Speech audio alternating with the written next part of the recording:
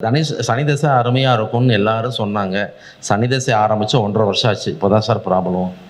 உங்களுக்கு இந்த சனி தசை ப்ராப்ளம் பண்ணணும்னு சொல்லுவேன் நான். கண்டிப்பாக இந்த சனி தசையில் ப்ராப்ளம் இருக்குது.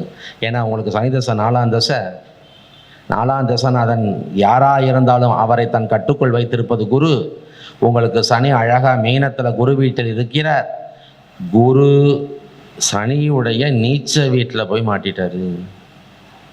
இப்போ 4ஆம் அதிபதி இப்போ மகரத்தில் எந்த 4ஆம் அதிபதியோட தசை நடந்தாலும் பாதிக்கும், அப்படிதானே?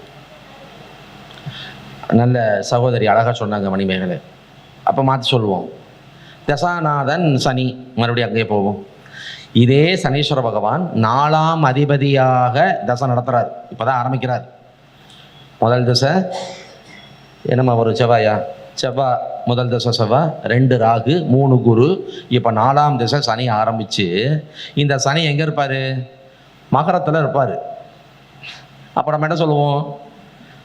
சொந்த வீட்டில் ஆட்சியாக அருமையாக உட்காந்து சனி தசை ஆரம்பிக்க போகுது. அற்புதமாக இருக்கும், சூப்பராக போகும், நல்லா இருக்கும். நல்லா இருக்கும், இடக்க ஆகிக்கிட்டே இருக்கும். அங்கங்கே பிரச்சனை வந்துக்கிட்டே இருக்கும். என்னையா நல்ல தசை சொன்னாங்க, இப்படி கூட வச்சுக்கலாமா? மகர லக்னம். அப்போ அவருக்கு இன்னும் கனம் ஏறுது.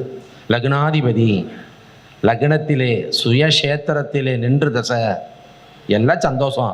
எத்தனாம் தசை? 4ஆம் தசை. தசாநாதனை, இந்த 4ஆம் தசாநாதனை கட்டுப்படுத்தவர் யாரு? குருவின் நீச்ச வீடு. 40 மார்க் குறைச்சிருவேன். எல்லாரும் அந்த சனி திசைக்கு 90 மார்க் போட்டால் நான் 51 மார்க் போடுவேன். இந்த திசை உங்களுக்கு 51 தான். இதுக்கு மேலே இது ரிசல்ட் கொடுக்காது. யதாச்சமாக ஏதாவது ஒரு சுபத்தன்மையில் இந்த மகர சனி குரு பார்வையை வாங்கியிருந்தா தப்பிச்சது. குரு பார்வையை வாங்கல, கண்ட்ரோலருடைய பார்வையை வாங்கியிருந்தா இந்த சனி தப்பிச்சாரு. ஒரு 15 மார்க், ஒரு 18 மார்க் ஜாஸ்தியாக போட்டுக்கலாம். 52 + 18 70. குரு பார்வையும் இல்லை என்றால் 50 தான். அது பல பிரச்சனையை கொடுக்கும். லக்னாதிபதி திசை தப்பு பண்ணுங்களாயா? பண்ணும்.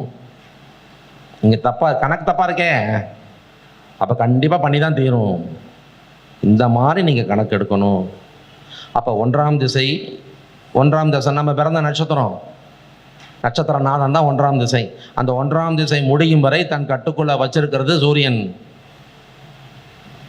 2ஆம் திசை புதன், 3 ராகு. நல்லா பாருங்க, கேது திசையில் பறப்பாங்க. 1ஆம் திசை கேது, அஸ்வினி மகமூலம். இவங்களெல்லாம் 1ஆம் திசை என்ன? கேது. 2ஆம் திசை சுக்கிரன், 3ஆம் திசை சூரியன், கண்ட்ரோலர் ராகு. நல்லா கவனிங்க, 3ஆம் திசை சூரிய திசை. யாருக்கு? அஸ்வினி மகமூலம். இவங்களுக்கு கண்ட்ரோலர் யாருங்க? ராகு. அந்த 6 வருஷம் சூரிய திசையில் அப்பா படுற பாடு சின்ன பாடாக இருக்காது. புரிஞ்சதுங்களா?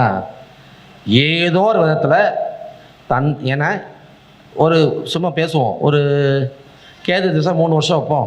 சுக்கிரன் ஒரு 20, 23, ஒரு 6 வருஷம் சூரிய திசை, 29 சூரிய திசை முடிஞ்சிடும். மேரேஜ் ஆகியிருந்தால் மாமனாரையும் உள்ளே எடுத்து வச்சுக்கலாம். மேரேஜ் ஆகலைன்னா அப்பா மட்டும் வச்சுக்கலாம். மேரேஜ் ஆகி ஒரு பையனும் பிறந்துட்டானா தலைமகனையும் வச்சுக்கலாம். அப்போ அந்த சூரிய திசை ஒரு 24 மேரேஜ் ஆகிடுச்சு.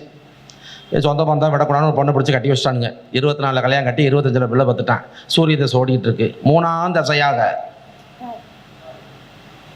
இப்போ இந்த 3 பேர் வருவாங்க. சூரியன் தந்தை, சூரியன் மாமனார், சூரியன் தலைமகன். 3 பேர்த்தில் யாராவது ஒருத்தருக்கு ஒரு பெரிய அடி விழும். 3 பேர்த்தில் யாராவது ஒருத்தருக்கு ஒரு பெரிய அடி விழும். 3மே உயிர் சார்ந்த காரகத்துவங்களை அந்த ராகு பாதிக்கவில்லை என்றால் உயிரற்ற காரகத்துவமான வருமானத்தை நிறுத்திடுவான். என்னால் ப்ரூஃப் தர முடியும். அப்படி ஜாதகங்கள் இருக்கு, என்னால் ப்ரூஃப் தர முடியும். 24 வயசில் சூரிய திசை நடந்துட்டு இருக்கு. ஒரு பையனுக்கு மேரேஜுமா, 26 மாமனார் அவுட்டு, 2 இயர்ஸில் அப்பா அவுட்டு, மாமனார் அவுட்டு, 29 வரைக்கும் அவனுக்கு சூரிய திசை இருக்கு. அப்போ நிறைய பேசுவாங்க, என்ன இந்த பையன் 2 வருஷத்தில் அவ்வளோ அற்புதமான மனுஷன், ரொம்ப திடகாத்திரமானவர், ஆரோக்கியமானவர், நல்ல ஓடியாடி இருந்தார், நல்ல சம்பாதிச்சார். என்னாச்சு? சூரியன் 3ஆம் தசாநாதன், கண்ட்ரோலர் ராகு. நீங்கள் ரூல்ஸ் அதே மாதிரி எடுத்துக்கணும்.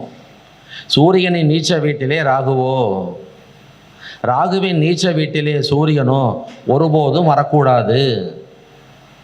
இவ்விருவரும் சசாசகம் பெறக்கூடாது. இந்த பாயிண்ட்டை நீங்கள் என்ன பண்ணிக்கணும், கம்பல்சரியாக நோட் பண்ணி வச்சு பாருங்கள். Very definitely you will get the result. அற்புதமான ரிசல்ட் வரும். ஆக 9 தசையை சொல்லி மறுபடியும் அவங்க யாருன்னு சொல்லிடுறேன் ஒரு தடவை. அடுத்த சப்ஜெக்ட் போகலாம். முதல் தசாநாதன் யாராக இருந்தாலும் கட்டுப்படுத்தக்கூடிய கிரகம் சூரியன். 2ஆம் திசைக்கு புதன், 3க்கு ராகு, 4க்கு குரு, 5க்கு கேது, 6க்கு சந்திரன், 7க்கு சனி, 8க்கு சுக்கிரன், 9க்கு செவ்வாய். சந்தோஷம். இதே வர சொல்ல வந்துருச்சுன்னா என்ன பண்றது? இப்ப வந்தவர் யாரோ அவரை அப்ரோச் பண்ணணும். சுந்தரராஜ பெருமாள் ஐயாவை அப்ரோச் பண்ண. He will give the results. வர